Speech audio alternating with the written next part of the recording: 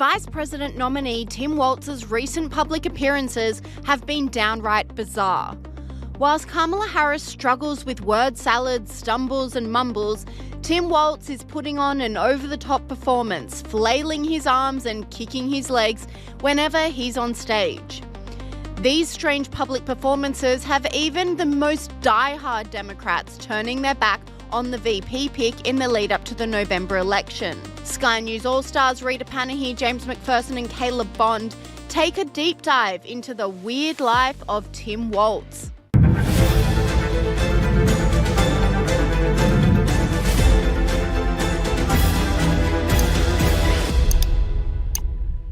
There's no denying that Tim Walz is weird, but Kamala Harris's VP pick seems to be getting stranger by the day.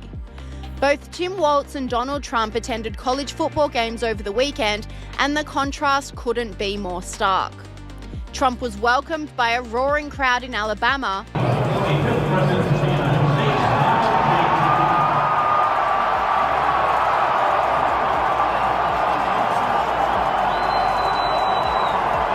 whereas Walz was heckled in Michigan. Oh yeah! Trump 2024, baby!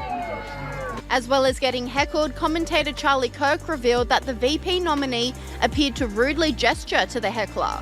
He said, Tim Walz gets heckled by students at the Michigan game and then appears to flip off the students, really showing his ex-teacher vice presidential maturity getting rattled by some college kids. Weak. Walz was again heckled outside of the stadium.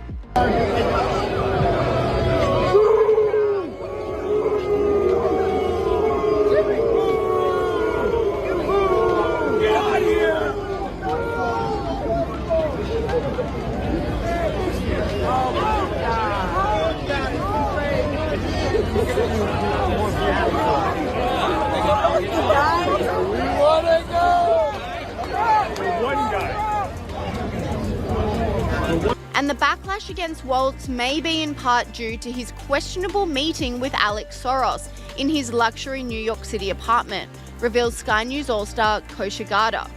And her running mate Tim Walz has copped criticism after having a meeting with Alex Soros, the son of George Soros, in his luxury NYC apartment. This comes after revelations that Soros-backed organisations have ramped up their attempts to mobilise illegal immigrants to get them to act as voting blocs in swing states. Kosha, tell me about the influence of George Soros, his organisations, on US elections. It's not just the presidential race that they have an interest in. Yes, George Soros and his Open Societies Foundation, which is the main vehicle that he uses to fund various activism and initiatives, its influence on U.S. elections cannot be overstated. So it's a couple of tranches. One is partnering with these NGOs to fast track immigrants basically coming in through the asylum system or other systems and fast tracking their naturalization process. They've done something like 250,000 people have been naturalized into US citizens just in the last 12 months, and they've got a stated goal of doing that for millions. And also coupled with resettling them into red counties and red states, which is no coincidence because that kind of thing can sway and does sway elections that are won and lost now on razor-thin margins in the US. The other thing to your point is he does fund local elections, and specifically DAs that are elected positions. There are famous ones in San Francisco and LA.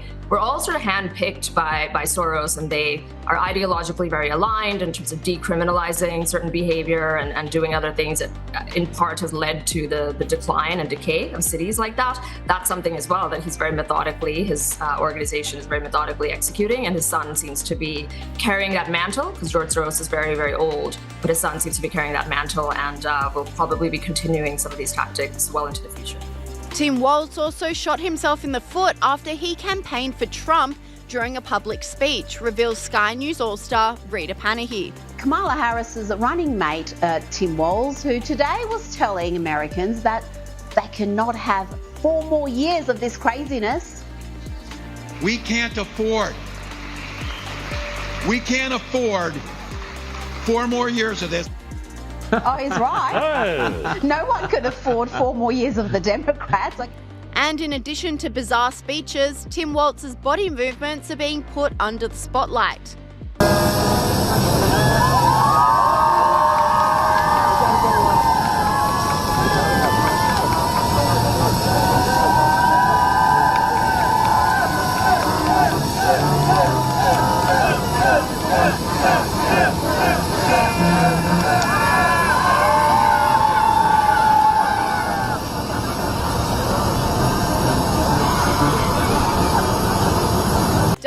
WTF is Tim Walz taking that makes him act like such a weirdo? This is strange behaviour. And this commentator doubled down, saying, why does Tim Walz kick when he's on stage? And in another bizarre video, Tim Walz says his strategy to win over voters is to harass them at the supermarket, reveals Sky News All-Star Caleb Bond. And speaking of Tim Walz, he was at a rally on the weekend and, well, he's got a great way. He's worked out how they're going to win the election by harassing people at the supermarket. This thing's going to be a battle for the next 52 days.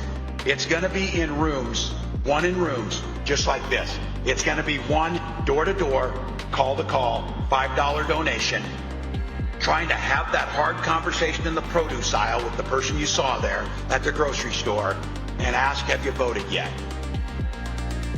Look, I don't know. I might be an outlier, but if I am at the supermarket on a Saturday doing my shopping and someone comes up to me and goes, have you voted yet? Are you going to vote for Kamala Harris? I'm going to walk out there and go, vote for Donald Trump. Like, there is nothing that would turn me off more than being told in the supermarket when I'm just going about my business, have you voted yet? And it's not only Tim Walz displaying weird behaviour. His wife is even stranger, reveals Sky News All-Star James McPherson. There's only one thing worse than being accosted by Tim Walz at the supermarket, and that's being accosted by his wife, Gwen.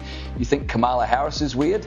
Take a look at the vice president's or the potential vice president's wife. She is off the Richter scale.